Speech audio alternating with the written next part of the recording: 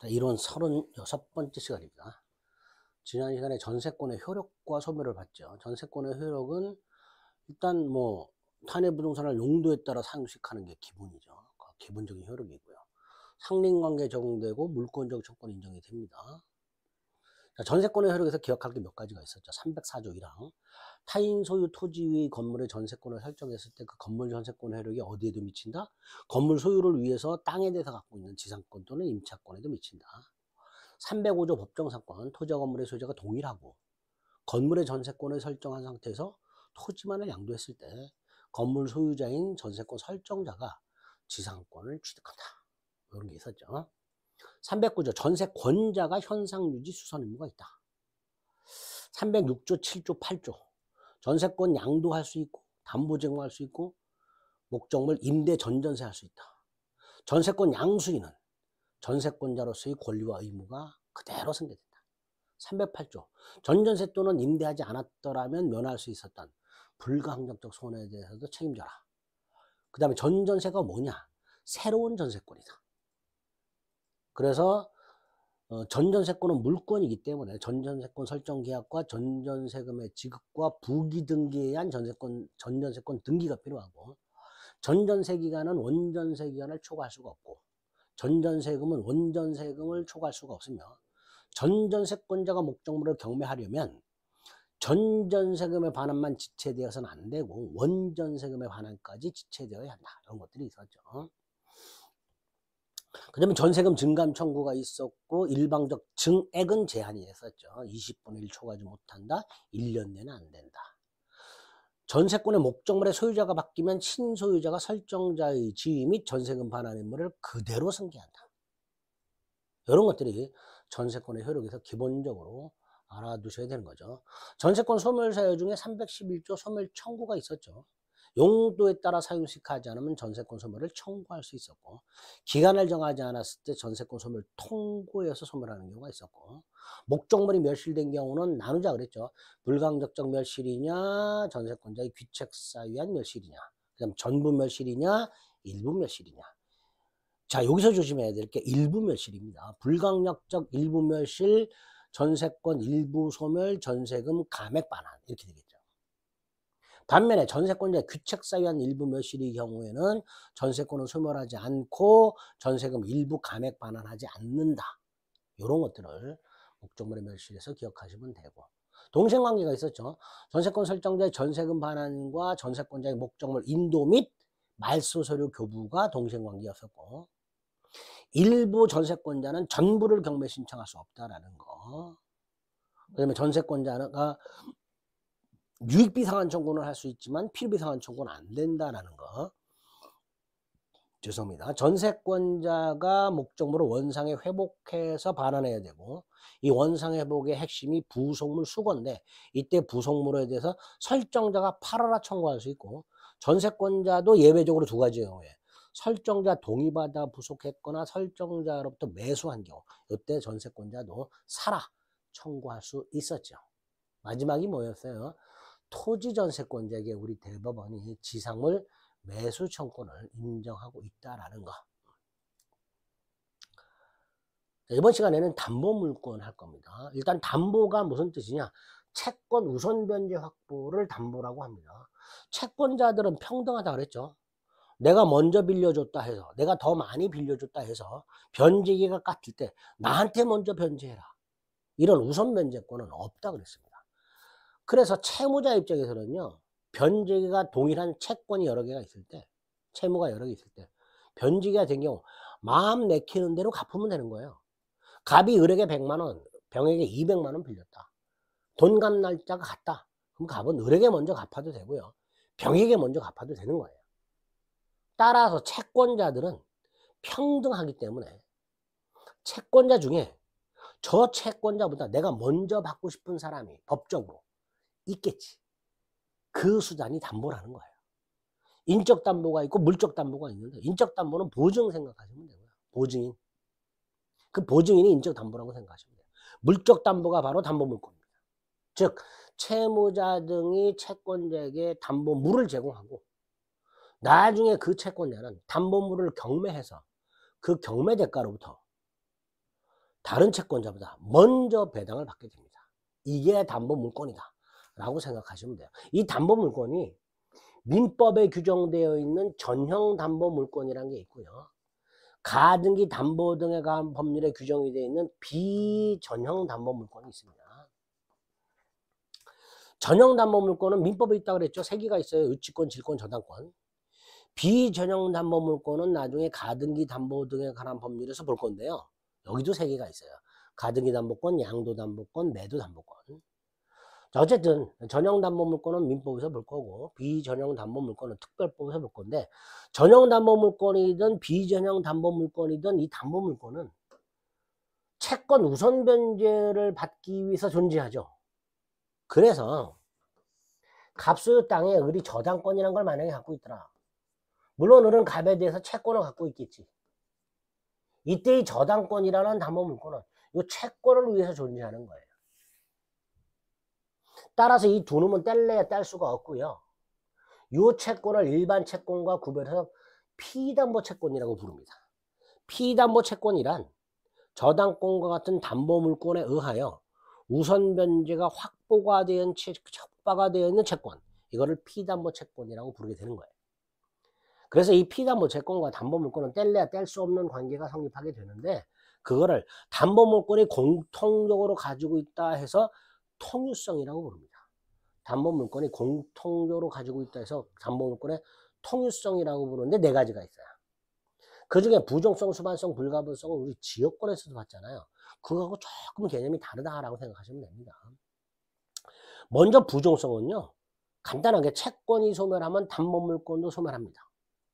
그게 부종성입니다. 근데 이 부종성에 예외가 있어요. 즉 채권이 소멸하더라도 담보물권이 소멸하지 않는 경우가 있어요. 그게 근저당권입니다. 나중에 근저당권 가서 볼 겁니다. 수반성은요, 지역권의 수반성하고 똑같아요. 채권이 이전되면 담보물권도 이전이 됩니다. 이게 수반성입니다. 그 다음 불가분성은요, 예를 들어서 을이 갑에게 1억을 빌려줬었는데 갑이 9천을 갚아요. 그럼 을은 1,000만 원이 남았잖아요. 이 1,000만 원을 갑이 안 갚아요. 이럴 때 을은 담보물 전부를 경매할 수 있어요. 이게 불가분성입니다. 근데 말을 이렇게 해요.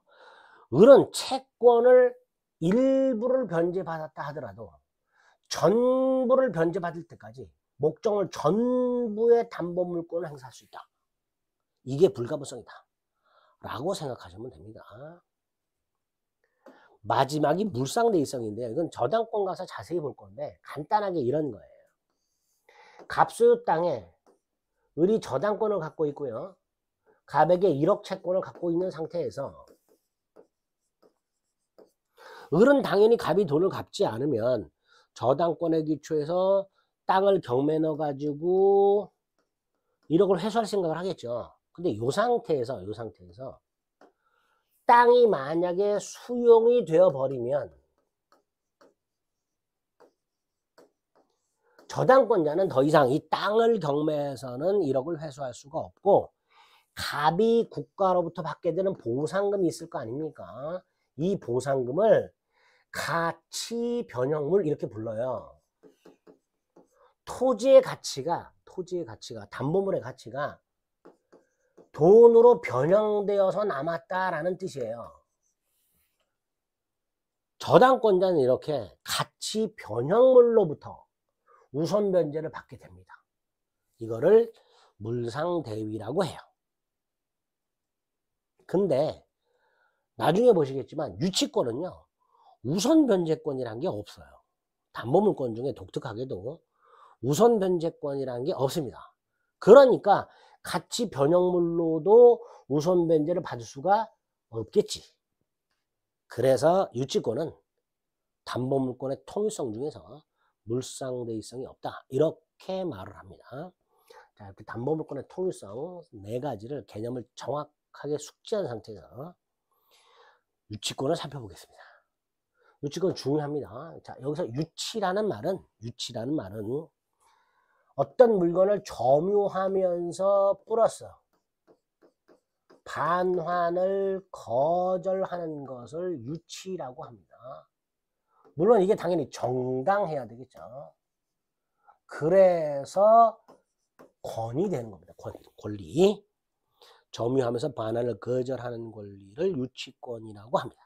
유치라는 말 속에는 목적물에 대한 점유라는 말이 포함이 되어 있습니다. 그럼 유치권이란 게 뭐냐? 예를 들어서 이런 거 생각해 보시면 돼요. 갑소유 건물이 있는데 을이 건축업자로서 건물을 건축했어요. 갑이 건축주입니다. 근데 공사가 완성이 됐음에도 불구하고 갑이 공사대금을 지급을 안 한다. 즉 을은 갑에 대해서 공사대금 채권을 갖고 있다. 요 경우를 생각해 보세요. 만에 하나 갑이 을에게 공사대금을 지급하지 않으면 을은 공사대금을 어떻게 회수할 수 있을까? 그래서 마련된 게 유치권이라고 생각하시면 됩니다. 320조에서 이렇게 했어요. 타인의 물건 또는 유가증권을 점유한 자, 을을 생각하세요. 갑소유 건물을 을이 점유하고 있어요. 유가증권은 생각하지 마시고 물건만 생각을 합니다. 물건. 유가증권 우리 시험 범위가 아니니까. 어쨌든 타인 물건, 즉 갑소유 건물을 점유하고 있는 을이 그 건물에 관하여 발생한 채권이 있을 때, 이게 뭘까? 이게 공사대금 채권. 이거를 받을 때까지 그 건물을 뭐 할 수 있다? 점유하면서 반환을 거절할 수 있다. 이게 유치권이다. 이게 유치권이다. 유치권의 목적물은 타인 물건 또는 유가증권이고 그 물건은 당연히 부동산 또는 동산이 되겠죠. 자, 이때 유치권자는 반환을 거절하잖아요. 건물 못 줘, 이렇게. 못해. 이거하고 똑같은 게, 외형상 똑같은 게 동시이행의 항명권자라는 게 나중에 계약법 가면 나옵니다. 그래서 유치권하고 동시이행의 항명권은 외형상 못해, 못 줘. 똑같아요. 외형이. 근데 하나는 물권이고 하나는 채권이에요. 그러다 보니까 구별해야 되는 문제가 가끔 나옵니다. 가끔. 나중에 동시이행의 항명권을 공부하시면 아, 유치권하고 이렇게 다르구나. 파악이 됩니다. 어쨌든 구별할 필요가 있다. 요 정도까지만 생각하시고 2번은 넘어갑니다. 3번 유치권의 특징을 보겠습니다. 이 유치권은요. 첫 번째 특징이 약정, 즉 법률 행위를 통해서는 발생하지 않습니다. 법률 규정에 의해서만 발생합니다.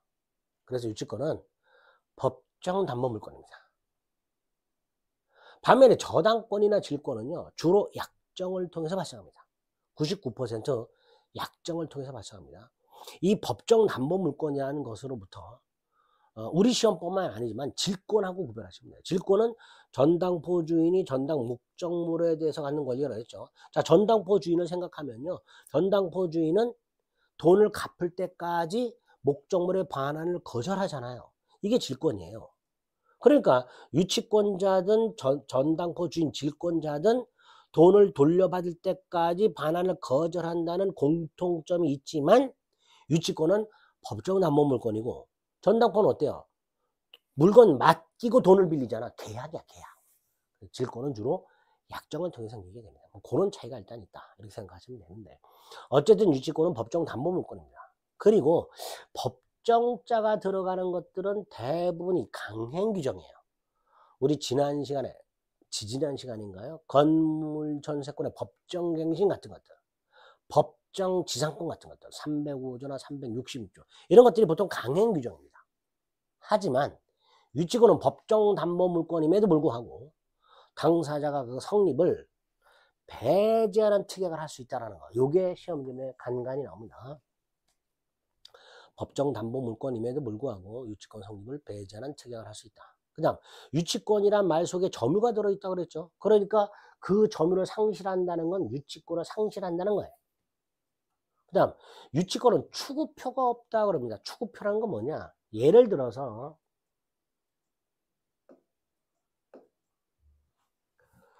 갑이 기르던 말이 말, 을이 경작한 농작물을 훼손시켰을 때 을은 갑에게 손해배상을 받아야 될 거 아니에요. 즉 을의 갑에 대한 손해배상 채권은 말로 인하여 발생했으니까 을은 갑으로부터 손해배상을 받을 때까지 말을 유치할 수가 있는데, 을이 말을 유치하고 있는 상태에서 간밤에 말이 도망을 가버렸다. 그럼 을은 말에 대한 점유를 상실하죠. 상실하는 순간 유치권은 소멸하죠. 그러니까 을이 도망간 말을 쫓아가서, 이걸 추급이라고 해요. 쫓아가서 갑의 마구간에 있는 말에 대해서 말을 돌려달라 반환 청구 할 수가 없습니다. 왜? 유치권이 소멸했어요. 을이 쫓아가가지고 갑에게 말을 돌려달라고 청구할 수 있는 근거가 되는 유치권이 소멸해 버렸단 말이에요. 그러니까 유치권자가 유치물에 대한 점유를 상실하게 되면 유치권이 소멸했기 때문에 쫓아가서 돌려달라고 청구할 수가 없습니다. 추구표가 없고 따라서 물권적 청구권도 없다. 이렇게 되는 겁니다. 그 다음 유치권은 담보물권에도 불구하고 경매대가로부터 배당을 받질 않아요. 배당을 신청하기 전까지는. 또 배당을 받는다 하더라도 우선변제권이라는 게 없어요. 그래서 모두 없다. 물상대위성도 없다 그랬죠. 그래서 유치권은 우선변제권 없고요. 물상대위성 없고요. 추구표 없고요. 물권적 청구권 인정되지 않습니다. 그래서 우물쭈물 하다가는 유치권 안 된다. 이렇게 기억하시면 돼요. 우선변제권 없고 물상대위성 없고 추구표 없고 물권적 청구권 없다. 이렇게 특징을 기억해 달라.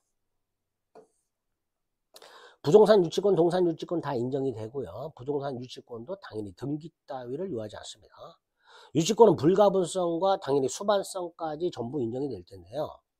그중에 불가분성과 관련해서는 유치권의 불가분성은 목적물이 분할 가능하다, 수개인 물건이다. 이 경우에도 당연히 적용이 되기 때문에 이런 판례가 하나 나옵니다. 다 가구가 아니라 다 세대라고 돼 있어요. 다 세대는 연립주택 생각하시면 돼요. 그 다세대 주택 창문 공사한 사람이 그 창문 공사 대금을 받지 못했을 때 다세대 전부가 아니라 한 세대만을 점유했다 하더라도 그 유치권은 그 점유한 그 세대의 창호 공사 비용만을 담보하는 게 아니라 창호 공사 비용 전부를 피담보 채권으로 해서 담보하게 됩니다. 불가분성 판례죠. 자주 등장하는 판례입니다. 이것도. 4번은 됐고요. 자, 그 다음 이제 4번. 유치권의 성립이라고 해서, 유치권은 법정담보물권이라고 그랬죠. 법정담보물권이기 때문에 법에서 정한 일정한 요건을 갖추게 되면 유치권이 성립하게 됩니다. 그러니까 이 요건이 뭐냐? 대단히 중요하겠죠. 요건. 자, 조문과 대법원이 5개를 요건으로 제시합니다. 첫째가 타인 물건일 것. 당연하죠. 두 번째, 조문에서 뭐라 했어요? 물건 또는 유가증권에 관하여 생긴 채권이라고 그랬죠. 그거를 물건과 채권 사이의 결련성 또는 결련관계라고 부릅니다. 결련성 또는 결련관계가 있어야 될 것이고요. 세 번째가 변제기가 도래해야 돼요. 유치권이 성립하려면 변제기가 도래해야 돼요. 변제기가. 저당권 같은 다른 담보물권들은 변제기 도래가 성립 요건이 아니라 그 권리를 실행하여 경매하기 위한 요건이 돼요. 근데 유치권만은 성립 요건이 됩니다. 네 번째가 유치권자가 목적물을 점유해야 되잖아요. 이 점유가 적법해야 됩니다. 다섯 번째가 당사자 간의 유치권 성립을 배제하는 특약이 없어야 됩니다. 이렇게 5가지 요건이 필요하다. 한번 간단히 보겠습니다. 첫째, 타인 물건이어야 된다 그랬죠. 이때 타인은 꼭 채무자여야 되느냐? 그건 아닙니다. 유치권자 소유물만 아니면 됩니다. 갑소유 자동차를 을이 빌려 타다가 고장나서 을이 병에게 수리를 맡기게 되면 수리비 채무자는 을이에요. 소유자는 갑이야. 근데 을이 수리비를 주지 않으면 갑은 채무자 을이 병은 채무자 을이 아닌 갑소유 자동차를 유치할 수가 있게 됩니다. 이렇게 목적물은 꼭 유치권자 소유물만 아니면 되고, 따라 소유자는 채무자나 제3자일 수가 있다는 거. 두 번째, 1번. 판례 꼭 기억해야 됩니다. 수급인은 건축업자 생각하시면 되고요. 도급인은 건축주 생각하시면 돼요. 그리고 도급인 건축주와 건축업자 수급인 사이에 건물 신축 계약이 도급 계약입니다. 그리고 이렇게 완공된 건물은 원칙적으로 건축주인 도급인이 소유권을 취급합니다. 그러니까 수급인은 공사대금을 받지 못하면 도급인 소유의 건물을 유치할 수 있는 거예요. 유치할 수 있는 거예요. 그런데 건물이 수급인의 재료와 노력으로 건축된 경우, 수급인의 재료와 노력으로 건축이 됐다라는 말은 무슨 말이냐? 공사대금을 나눠서 지급하는 게 아니라 건물이 완공되고 한꺼번에 지급하기로 하는 걸 말합니다. 다시 말해서 수급인이 자기 돈이나 어디서 돈을 끌어와 가지고 오로지 수급인의 돈으로 건물을 완성시키고 공사대금은 나중에 한 방에 받기로 하는 계약을 이렇게 생각하시면 돼요. 어쨌든 이렇게 수급인의 재료와 노력으로 건축된 건물은 수급인이 소유권을 취득한다가 판례예요. 그러니까 수급인은 나중에 공사대금을 설령 돌려받지 못한다 하더라도 자신 소유 건물을 유치할 수는 없겠죠. 그리고 여기서 끝나세요. 그러면 수급인은 어떻게 공사대금을 돌려받나요? 이거 생각하지 마시고요. 판례 결론만 딱 기억을 해 두시기 바랍니다. 자, 두 번째가 유치권자가 갖고 있는 채권은 목적물에 관하여 생긴 채권이어야 돼요. 이거를 목적물과 채권사의 결련성이라고 하게 됩니다. 이때 결련성이 있다가 두 가지야. 우리 대법원에 의하면 요러한 경우에 결련성이 있다예요. 근데 이게 좀 어려워요.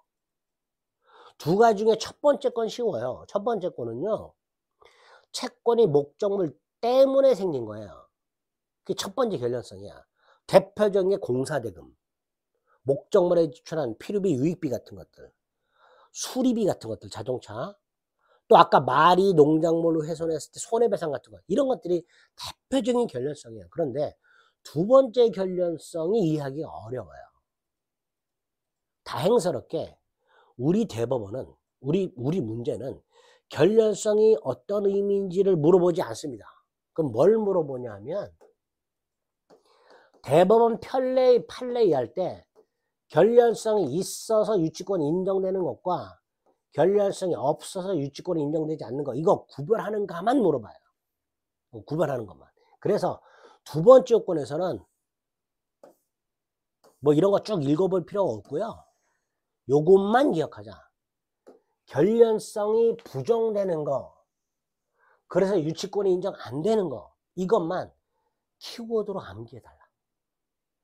반드시 기억해야 될 게 보증금, 권리금, 반환 채권. 보증금, 권리금. 그 다음 부속물, 매매대금. 우리 전세권에서 봤죠. 부속물 사라, 부속물 팔아라. 그때 그 대금. 이런 채권. 건축자재 상위. 건축자재, 철근이나 시멘트를 팔았을 때 그 대금. 이걸 못 받았다 해서 건물을 유치할 수는 없습니다. 자, 요 네 개는 꼭 기억하셔야 돼요. 보증금, 권리금, 매매대금, 건축, 대금 채권, 건축 자재 대금. 거기에다가 두 가지를 추가하는데, 다섯 번째 거는 나중에 부동산 실거래자 명의 등기에 관한 법률에서 볼 겁니다. 계약 명의 신탁에 있어서 신탁자의 부당이득 반환 청구권. 여섯 번째, 채무 불이행을 이유로 하는 손해배상 채권. 매수인이 대금을 지급하지 않아서, 대금을 제때 지급하지 않아서 매도인에게 발생하는 손해배상에 기초하여 그 매도인이 매매 목적물을 유치할 수 있는가? 안 된다. 채무 불이행을 이유로 한 손해배상 채권. 그런데 2번이 거기에 관련된 거예요. 임대인의 목적물을 제대로 현상 유지 수선 안 해서 임차인에게 손해가 생겼어. 임대인은 목적물에 대한 현상 유지 수선 의무 채무가 있는데 그걸 제대로 이행하지 않아서 임차인에게 손해가 생겼어. 그 손해배상에 기초하여 임차인이 목적물을 유치할 수 있는 거 안 된다라는 거야. 예외가 있습니다. 그게 3번입니다. 뭐냐면 이 원채권이 공사대금 채권이에요. 근데 건축주가 공사대금 채무를 제때 이행을 안 해서 건축회사에 손해가 생겼어. 이 손해는 공사대금 채권의 연장이란 말이야. 이게 원채권이야. 공사대금 채권이. 이게 유치권이 있어. 이게 결련성이 있어. 그럼 그 채무 불이행을 이루한 손해배상도 유치권이 인정된다. 결련성이 있다. 예외가 되는 거야. 일단 결련성이 부정되는 거 4개 암기하시고 명의신탁은 부동산 실명법에서 보시고 6번째가 채무 불이행을 이유한 손해배상인데 원칙은 유치권이 안 되는데 예외적으로 되는 거예요. 한번 공사대금 채무 불이행 요거와 관련된 손해배상은 유치권이 인정될 수 있다. 요렇게 딱 머릿속에 넣어두시면 2번째 건이 중요한데 이와 관련된 문제들 웬만한 거 다 풀릴 수 있다. 이렇게 생각하시면 됩니다. 그 다음 지금 요 경우에 하나만 더 살펴볼까요? 우리 2번째 요건이 물건과 채권의 결련성이 있어야만 유치권이 인정된다 그랬잖아요. 근데 물건이 아니라 물건의 점유와 채권의 결련성이 필요한가의 문제가 또 생겨요. 당연히 필요 없죠. 물건과 채권의 결련성이 필요하다 그랬지 물건 점유와 채권의 결련성이 필요하다고는 안 했잖아요. 그러니까 물건의 점유와 채권의 결련성은 필요 없다. 이렇게 됩니다. 그럼 이게 무슨 의미냐? 이런 의미예요. 물건을 먼저 점유하고 나서 나중에 채권이 생기는 경우. 이게 물건의 점유와 채권의 결련성의 개념이에요.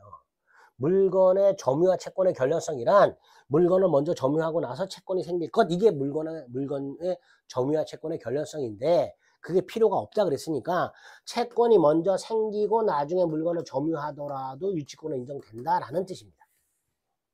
이렇게 이해하시면 돼요. 그래서 2번째 건에서 제일 중요한데 크게 2가지를 기억하자.